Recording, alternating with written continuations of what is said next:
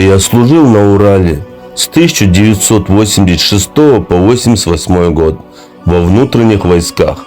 У нас в полку многие офицеры позволяли рукоприкладство по отношению к солдатам, и все терпели. Был один чеченец, который в ответ на рукоприкладство со стороны командира роты в канцелярии дал ответку и сломал челюсть этому командиру роты и уехал в дисбат на 1,5 года. В дисбате его тоже не смогли сломать. После он вернулся к нам в роту и хрен клал на всех офицеров. Да и офицеры делали вид, что его не замечали. Ходил в спортивном костюме, и даже когда приехал командир полка на строевой смотр, он даже не вышел, а лежал на кровати. С офицерами разговаривал на «ты».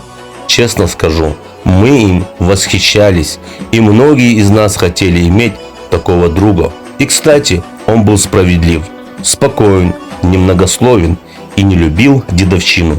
А дедовщина у нас была.